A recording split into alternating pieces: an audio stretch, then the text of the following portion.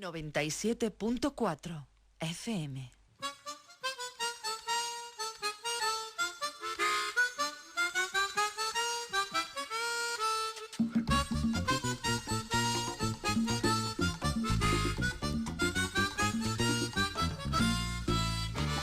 Buenos días, Málaga, con Antonio Ismael y Elena Mir.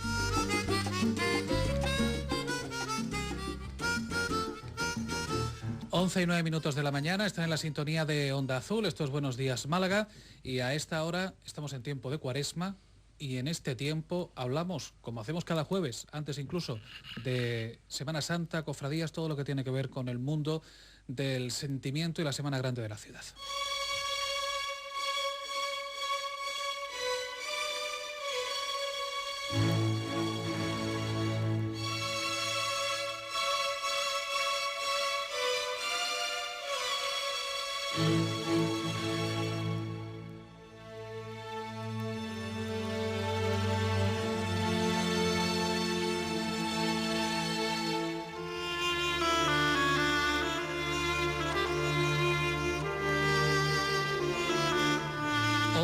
Y 10 de la mañana empezamos a hablar de todo lo que tiene que ver con la fe y la pasión y el sentimiento y los sentimientos a flor de piel en este tiempo de radio con Elena, y en este tiempo también con Francisco Márquez, que es nuestro báculo. Buenos días, Málaga. En este tiempo de radio para hablar de todo lo que se nutre alrededor de esta semana. Bienvenido, bien hallado. Muchas gracias. Nuestro báculo y un pilar fundamental para que esta sección pueda salir todos los jueves. Por eso se lo agradecemos, que se lo hemos hecho fuera de micro, pero también se lo agradecemos públicamente. Nada, es un honor. Vamos a hacer apuntes sobre la persona que también nos acompaña como invitado hoy, antes de decir incluso su nombre. Porque nacía en Gaucín, allá por 1930, en el Día del Corpus. En Cortes. En Cortes. Cortes de la Frontera. Bien hecha la apreciación. Empezamos bien, Antonio. Era una barriada de Cortes de la Frontera que se llama Estación de Gaucín. Por eso le confundía. Tal y como están hoy día los pueblos, según lo que pasa en ellos, está bien. Lo que pasa es que luego yo viví mucho tiempo en Gaucín, pero nacimiento es Cortes de la Frontera. Bueno, hijo de doña Josefa y don Pedro, que era de profesión practicante. Perfecto. Con solo 13 años ingresa en el seminario de la diócesis de Málaga en septiembre del año 1943. Ordenado presbítero el 8 de diciembre del 54, Día de la Inmaculada y año mariano, y dio su primera misa en la parroquia de San Sebastián el 29 de diciembre de 1954. En ese mismo año comenzó a ejercer de profesión en el seminario diocesano de Málaga. Es coautor junto a su hermano Esteban del libro titulado Gaucín, publicado en el año 1995. Es doctor en Ciencias de la Educación.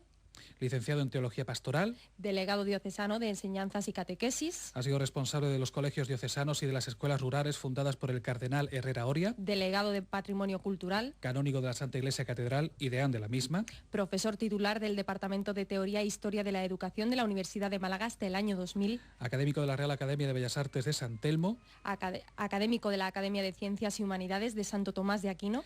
Prelado de honor de su Santidad el Papa en octubre de 2004, lo que conlleva la dignidad de Monseñor. Hijo adoptivo de Gaucín y también hijo predilecto de Cortes de la Frontera. Y director espiritual de la Real, muy ilustre, venerable y antigua Hermandad y Cofradía de Nazarenos de Nuestro Padre Jesús de la Puente del Cedrón y María Santísima de la Paloma. Mira lo dulce y sereno.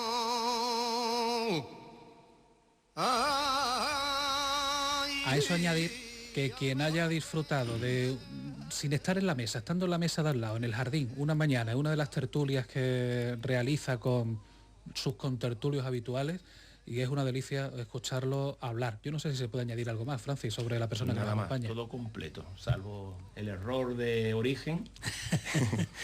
Bueno, es porque mis padres estuvieron muchos años en Gaucín, de practicante mi padre, y entonces la gente nos considera de Gaucín, pero nacimos en una barriada de Cortes que se llama barriada de Colmenar de Cortes de la Frontera, y porque ahí hay una estación de ferrocarril que se llama Estación de Gaucín, ahí en la confusión. La confusión. Pero yo me considero de Cortes y de Gaucín, porque además soy hijo predilecto de Cortes y adoptivo de Gaucín. Nos acompaña el deán de nuestra catedral, Monseñor don Francisco García Mota, en estos tiempos de Cuaresma en donde le entiendo especialmente ocupado. Perfectamente, claro. Es un tiempo muy bonito para los cristianos y que tenemos que conocer lo que es y vivirlo como la mejor manera que podamos. ¿Y se entiende en estos tiempos del Yo despropósito creo y que del no se desconcierto? entiende bien lo que es la Cuaresma, por eso quizás hoy podíamos aprovechar las circunstancias de que estamos aquí para poder explicar un poco qué es la Cuaresma, ¿no? Vamos a hacerlo. En general el hombre siempre se ha considerado con defectos, con deficiencias, con pecado. Y mirando a lo sobrenatural, a lo alto, siempre han necesitado pues pedirle perdón a ese de lo alto, de alguna manera. Esto en todas las religiones. Nosotros tenemos la tradición judía, el cristianismo, la tradición judía. En la tradición judía había unos días de penitencia, sobre todo. Hay un día que lo celebran ellos, el Yom Kippur, que es el día del gran perdón. Y entonces es un día de penitencia, un día en que todo el pueblo humildemente se postra ante el Señor, pide perdón. Y hay una ceremonia que es simbólica, ese pedir perdón, los pecados lo depositan poniendo las manos sobre un cabrito, un macho cabrío. Ese asume los pecados del pueblo, después lo despeñan por un barranco. Quiere decir que ese cabrito se lleva los pecados del pueblo y por tanto el pueblo queda liberado de los pecados. Esa es una tradición judía. Nosotros los cristianos pues seguimos esta idea de que hay que pedir perdón al Señor. Y entonces aparecen los días cuaresmales. En el principio en el cristianismo pues eran miércoles y viernes. También porque había una tradición, Jesucristo estuvo 40 días en el desierto, ¿no? Y los primeros cristianos hacían todo esto. Ya después va apareciendo, con motivo de la preparación para el bautismo, unos días de penitencia y de perdón. Entonces, siguiendo el ejemplo de aquellos 40 años del pueblo judío en el desierto, 40 días de Jesús en el monte, los cristianos optan por dedicar, antes de la resurrección del Señor, para pedir perdón y convertirse y enmendarse, 40 días de penitencia, que comienzan el miércoles de ceniza y terminan, lógicamente, el sábado santo. Entonces, si contamos los días desde el miércoles de ceniza hasta el sábado santo, quitando los domingos, que no son días penitenciales, tenemos 40 días exactamente. Esa es la Cuaresma. Cuaresma, 40 días. 40 días de preparación. De preparación para celebrar solemnemente que Jesús no ha muerto, sino que vive y está entre nosotros. Ahí sí que muchas veces nos confundimos. No es celebrar dentro de la pasión la muerte, sino celebrar precisamente la preparación para la resurrección. Justamente, eso es. Entonces pasamos por todo el proceso recordando todo el sufrimiento de Jesús, ¿no? Desde las intrigas que tuvo, los que los cogieron presos, un apóstol lo traicionó, todo esto lo vamos recordando durante la Semana Santa. Pero es como un preludio, una preparación para decir que no quedó todo en el sacrificio, en la muerte, sino que esto termina en la resurrección. ¿Y cómo debe vivir el católico, el cristiano, este tiempo de Cuaresma en el que nos encontramos? Bueno, el Señor pone como 3 pilares, se leía concretamente el Evangelio en miércoles de ceniza, 3 pilares que se deben de tener muy en cuenta durante el tiempo de Cuaresma, que son la oración, dedicar más tiempo a la oración, el ayuno, que ahora explicaremos qué es el ayuno y la abstinencia, y la limosna. O sea que si estas cosas fundamentales en el cristianismo las tenemos que realizar cada día, con mucha más intensidad, hacerlo durante el tiempo de Cuaresma. La oración, pues sobre todo hoy día que hay tanto ruido alrededor nuestro, porque no hay nada más que mensajes por todas partes, que no olvidemos que hay un mensaje de Jesucristo que está en el Evangelio. Por tanto, buscar cada día un ratito para leer el Evangelio, reflexionar y sobre todo orar, pedirle al Señor para que nos transforme y nos convierta, esto es importante. Tener presente que el primer mandamiento de la ley de Dios es amar a Dios sobre todas las cosas. No podemos olvidar eso. Dios tiene que ser lo primero. Entonces Dios no puede ser una cosa ahí almacenada para cuando lo necesitemos, sino es que lo necesitamos cada día. Tanto la oración es fundamental. Después hay otro tiempo que es la penitencia, ayuno y abstinencia. Tradicionalmente la Cuaresma eran 40 días de ayuno, de verdadero ayuno, con una sola comida al día. Pero la vida moderna se creó una serie de problemas, entonces la Iglesia lo que nos pide es que nos mantengamos abstinencia los viernes de Cuaresma, por lo menos, durante todos los viernes del año, pero en especial los viernes de Cuaresma, de comer carne, por la tradición que la carne era la comida de lujo, y que ese día sean días de comida mucho más humilde, más sencilla y más pobre. ¿Por qué? Porque lo que ahorremos en comida esos días lo debemos dedicar a la limosna, a los que alguien lo necesita, ¿no? Esa es la abstinencia. Y después el ayuno que es comer un día al día, bueno, un poquito, pero bueno, el ayuno propiamente es una comida al día, que sería el miércoles de ceniza y el viernes santo. La Iglesia pide muy poco, 2 días de ayuno y los viernes de abstinencia. Eso sería la Cuaresma. Le quiero mandar desde aquí un saludo muy fuerte al profesor Manuel Ángel Rodríguez, que fue el que me enseñó cómo funcionaba la oración nocturna, sí. Que a mí me parecía fascinante que hubiera gente que con el ruido que hay alrededor, y hablo metafóricamente, pues se sentara a orar, a pasar la noche alrededor del cuerpo de Cristo.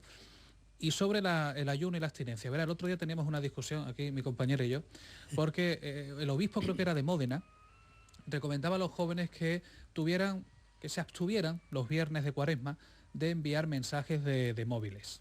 Yo he de reconocer que hice un poco de mofa sobre el asunto en cuestión, pero mi compañera, donde sobresale la cordura, decía que no, que efectivamente tenía mucha razón, porque de lo que se trata es de quitarnos de aquellas cosas que pues nos dan placer o gastamos dinero en ella, o en fin, igual que la carne, pues ahí se podía ver también el mensaje de móvil. Hombre, hoy día hay comidas que cuestan más caras que la carne, pero la carne es como un símbolo tradicional de no comer carne, ¿no?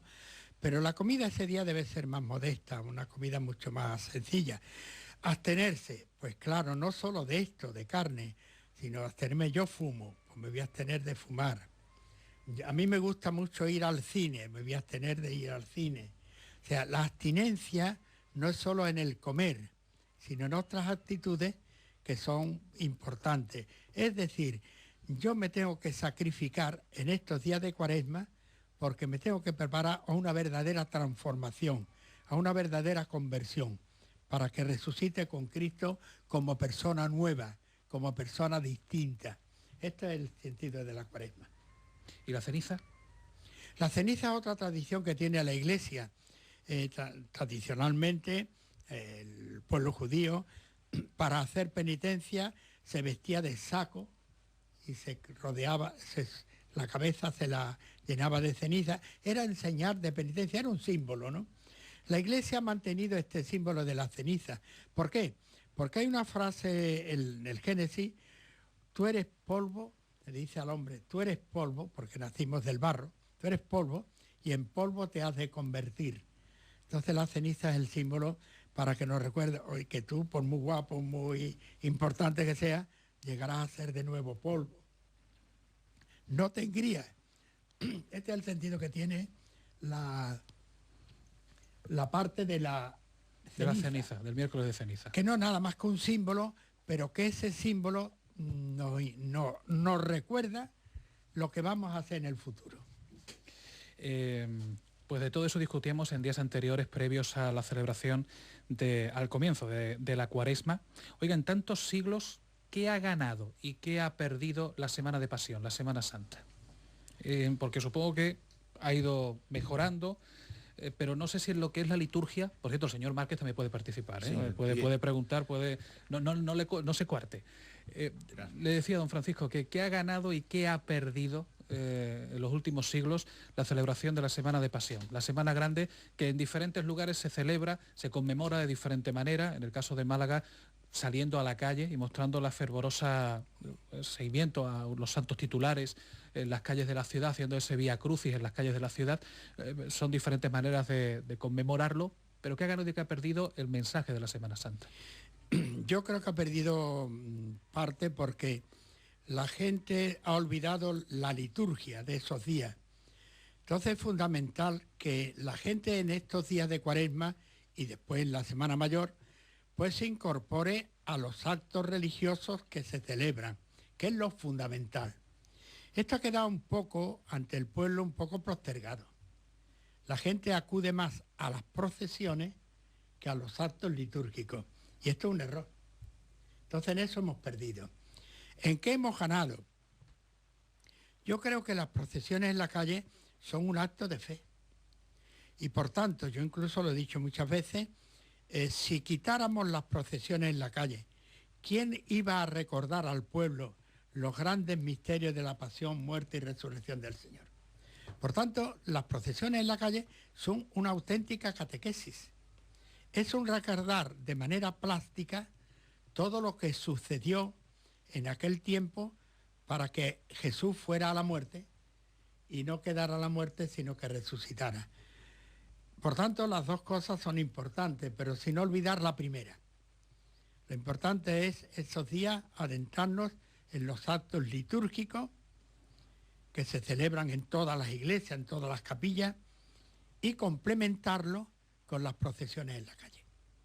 Desde los últimos días hemos estado intentando conocer un poco mejor pues, diferentes cargos dentro de las cofradías, cómo funcionan estas por dentro, y hemos tratado de reseñar bastante el que la cofradía no es simplemente la preparación de la salida en procesión en Semana Santa, sino que es todo un trabajo de hermandad, un trabajo social que se desarrolla durante todo el año. No sé a usted qué opinión le merece el funcionamiento, la gestión, la organización de las cofradías. Bueno, yo tengo poca experiencia, solo conozco la cofradía del Santísimo Cristo de la Puente de Cedrón, María Santísima de la Paloma, con la que me une ya una amistad que para mí es mi segunda familia, pero efectivamente lo que dice, ¿no? La cofradía no es sacar durante un día al año la procesión a la calle, sino es un vivir como hermanos durante todo el tiempo y durante el año, ¿no? Para eso, pues lógicamente se celebran una serie de actividades de tipo religioso. Por ejemplo, nosotros lo hacemos. Tenemos celebraciones en los días fundamentales de la liturgia. También tenemos celebraciones, con la Eucaristía me refiero, y después convivencia. Nos reunimos a comer juntos. Y esto es algo que une mucho a la... Pensamos también en las obras de caridad, de tal manera que se celebran algunas comidas con vista a recoger dinero para las obras de caridad.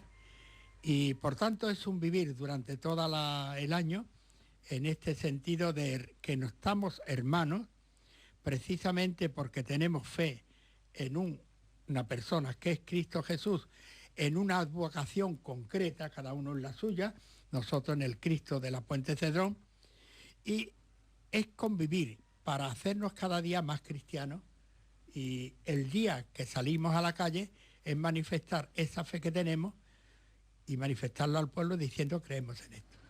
No están exentas de cierta crítica en ocasiones por otros sectores de la sociedad las cofradías, precisamente por lo que le decía hace un instante, por aquello de pensar que únicamente se preocupan de la Semana de Pasión y que el resto del año son una especie de élite que funciona en la ciudad de una manera un tanto abstracta.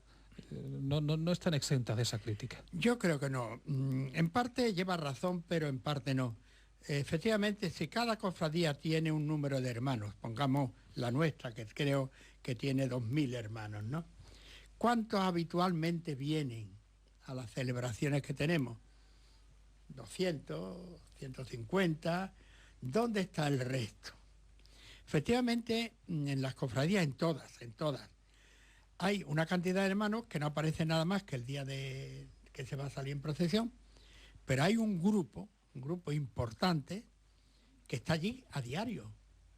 Y yo muchas veces me pregunto cómo esta gente sacrifica tanto tiempo, tanto trabajo, incluso tanto dinero de su peculio particular para esto. Y es porque viven plenamente la cofradía, ¿no? O sea que efectivamente la gran mayoría no acude habitualmente, pero hay un tanto por ciento importante que forma una comunidad.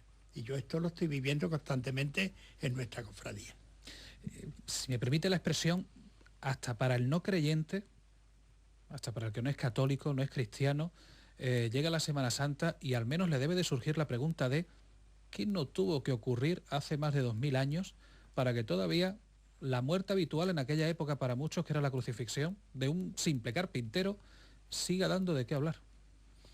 Bueno, porque después se demostró, este carpintero, después ya hecho predicador, vamos, me refiero, era Cristo, que venía a traer un mensaje, que era el Evangelio, pero este carpintero, cuando murió, demostró que no era un hombre cualquiera, que era Dios, y lo demostró con la resurrección, que él lo anunció completamente. Y eso fue una realidad histórica, de tal manera que aquellos hombres primeros que habían sido testigos de aquella realidad estuvieron dispuestos a dar la vida por decir, mire usted que esto es verdad. Y ahí aparecieron los primeros cristianos. El primero fue un muchacho joven, San Esteban, que él decía, no, esto es verdad, y por tanto, y lo apedrearon por decir que era la verdad, ¿no? Y así murieron todos los apóstoles. Y la cantidad de primeros cristianos que en los circos romanos y todo murieron a boca de los leones y de los gladiadores, etcétera. ¿Qué pasó? Porque había una verdad que estos estaban tan convencidos que daban la vida por ellos. Bueno, y eso dura hasta hoy día. ¿Cuántos misioneros están dando la vida por ahí en nuestro mundo por decir que Cristo es el Mesías, el Dios entre nosotros y que vive? ¿Me puede dar su opinión sobre el director espiritual de la Cofradía de la Paloma? Bueno. Pégueseme al micro. Yo de don Francisco lo único que... Te comprometes. No, yo he preguntado por el director espiritual de la Cofradía. Del director espiritual lo único que tengo que decir que es muy buena persona, es un hombre bueno, y que siempre está pendiente de sus obligaciones y se da a todo el mundo. Tiene oído para todo el mundo e intenta siempre solucionar cualquier problema, tanto dentro como fuera de la cofradía. Yo tengo la fortuna de conocerlo en dos ámbitos, tanto en el ámbito cofrade como en el ámbito familiar, porque mi padre tiene el honor de haber sido maestro del patronato diocesano cuando yo llevaba todo esto. Fue maestro, ¿no? Entonces nos conocemos en los dos ámbitos, ¿no? Y nos queríamos mucho. Lo que defíname en dos palabras, el director espiritual de una cofradía tiene que ser, ¿qué? El director espiritual tiene que llevar la cosa espiritual de la cofradía. No tiene por qué meterse en la vida de organización de la cofradía, sino que asista a todos los actos. Por ejemplo, cuando hay una junta de gobierno o un cabildo, él está presente allí para orientar de tipo religioso la cofradía. Si le pregunta bote pronto, un momento, una imagen de la Semana Santa de Málaga que le venga a la cabeza, aquella que usted siempre guarda en el álbum de los recuerdos. Hombre, para mí hay dos procesiones que me emocionan, o tres podríamos decir, o podríamos decir más. Por ejemplo, yo vimos muy intensamente una procesión que entra en la catedral a las 7 de la mañana el Viernes Santo por la mañana, que es el Cristo de la Veracruz. Va como poquita gente, pero va con una unción, un silencio. Se hace un Vía Crucis en la catedral, cantando entre estación canto gregoriano. Se adora al Santísimo que está expuesto en el monumento. Eso me impacta cada año. Después, la cofradía mía del Miércoles Santo me emociona porque veo tanta gente que yo conozco y que van allí arropando precisamente aquella imagen que representa a un Cristo que es traicionado por uno de los suyos. Digo, esta gente no traiciona a Jesús, lo de mi cofradía, y esto me emociona.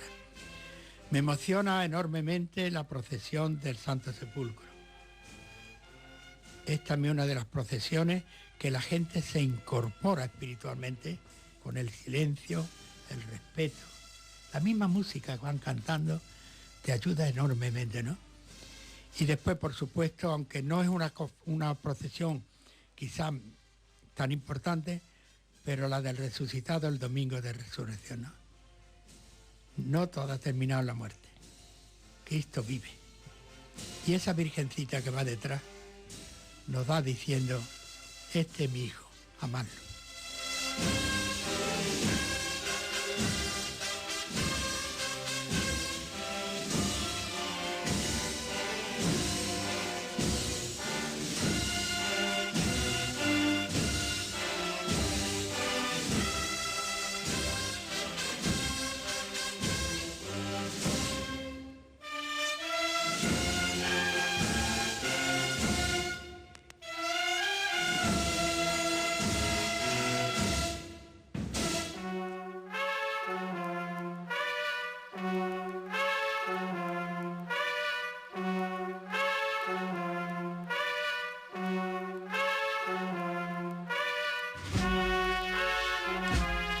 Teniéndolo aquí don Francisco, además hay que preguntarle por esas cosas que siempre le preguntan y que causa y suscita cierta polémica a veces. ¿La catedral entonces se termina o no se termina? Se debe terminar. El otro día dio usted unas declaraciones en La Opinión hablando de eso y alguno decía, pero ¿cómo dice don Francisco que la manquita ya no tiene que ser manquita? Bueno, vamos a ver, yo siempre acudo a mí. Yo si tuviera una casa y la voy terminando poquito a poco, yo la quiero ver terminada. La iré terminando conforme tenga posibilidades, sin agobio, teniendo lo imprescindible es suficiente, ¿no? Pero si yo puedo terminar mi casa y ponerla tal como yo la había proyectado, eso es lo que yo quiero hacer con la catedral. La catedral tiene un proyecto de terminación y no se hizo por una falta de dinero, por falta de dinero y también falta de entusiasmo. Y entonces quedó con la cosa de la manquita. Pero mire usted, la manquita, esto no es... Eso quiere decir que la gente se conforma con no terminar las cosas. Hay grandes catedrales en toda Europa, porque es donde están las grandes catedrales, pues que se han terminado en muchos años. Colonia, por ejemplo, yo la pongo como... Tiene 2 torres y son distintas. Es que una se terminó 300 años después. La Almudena estuvo parada un siglo y se ha terminado ahora, ¿no? Por ejemplo, Vitoria tenía una catedral que se le vino abajo. Hicieron una catedral nueva. El Pilar de Zaragoza tenía 2 torres, ya la tiene las 4. ¿Y Málaga por qué no va a terminar su catedral? Esa es la pregunta que yo me hago. Sin agobio. Yo que me he encontrado en los dos bandos. Yo en un principio era de dejar la manquita, bueno, ponerle unas cubiertas, intentar dejar las cosas como están. Y con el tiempo me he ido dando cuenta de que lo que hizo don Francisco es la verdad. La catedral de Málaga necesita ser terminada, porque no solo le falta una torre, le faltan muchos componentes, muchas torrecitas pequeñas alrededor, y me sorprendió ver una maqueta que hay por ahí, no sé dónde andará, con la catedral como sería terminada. Es preciosa. Y yo creo que Málaga debería hacer un esfuerzo, los malagueños, en que su catedral se terminara. Los fondos, bueno, Dios proveerá. Es que yo creo que hoy económicamente, a pesar de la crisis, pues los problemas económicos lo de mínimo. Es la voluntad de acabarla, ¿no? Y ya yo digo, es verdad que no hacer una torre nueva o terminar la catedral en el conjunto no es lo prioritario, ¿no? Hay cosas más importantes, ¿no? Pero esa no se puede olvidar. Y poquito a poco se puede ir haciendo, ¿no? ¿Cuánto dinero se gasta en otras cosas? Y sin embargo la catedral va a desmerecer. Pongamos el caso. La obra que se está realizando, y además me parece magnífica, en el Teatro Romano. ¿Cuánto dinero se está gastando ahí? ¿Y la catedral no merece menos? Sí. Podríamos hacer una serie de comparaciones, que yo no quiero hacer comparaciones que puedan agravar el problema. Pero bueno, ahí está la catedral, que le falta una torre, le falta el pináculo de la fachada, le falta la balaustrada alrededor de la cubierta, le faltan las torrecitas de las 2 puertas laterales, que no se terminó, le falta una serie de imágenes, que están los pedestales hechos en la parte de arriba de la cubierta. En fin, le faltan tantas cosas que poquito a poco se puede hacer. Estamos en el último minuto. Yo solo le quiero preguntar, cuando Monseñor Dorado Soto decía que ya se jubilaba, ya tenemos a Monseñor Catalá al frente de la diócesis, también se habló de usted. ¿Va a continuar como deán de la catedral? Bueno, yo en principio debía de haberme jubilado, cumplir, y así digo mi edad, ¿no? 75 años, porque lo marca el derecho canónico y además los estatutos de la catedral. No se hizo así porque mis mismos compañeros le pidieron al obispo que continuara. Y ahora con el obispo nuevo, lógicamente, tendrá que cumplir lo que marca el derecho canónico. Mi nombramiento actual dura hasta el 8 de mayo. Por tanto, yo creo que el 8 de mayo habrá que reunirse el cabildo y pedir, y nombrar a otro deán, ¿no? A mí no... Que quieren que yo continúe, no me importa mientras tenga salud, no me importa, pero tampoco me voy a aferrar a un cargo que en realidad yo tenía que haber dejado hace 3 años. Pues nacerían Cortes, pero es historia de Málaga y ha estado con nosotros en este tiempo de radio esta mañana, no sabe cuánto se lo agradecemos. Monseñor don Francisco García Mota, muchísimas gracias. Gracias a vosotros.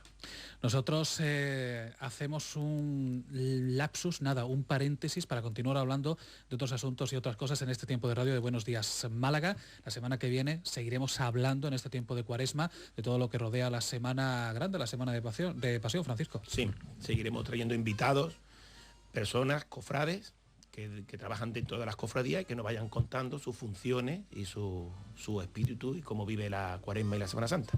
Recuerden buenosdiasmálaga@gmail.com.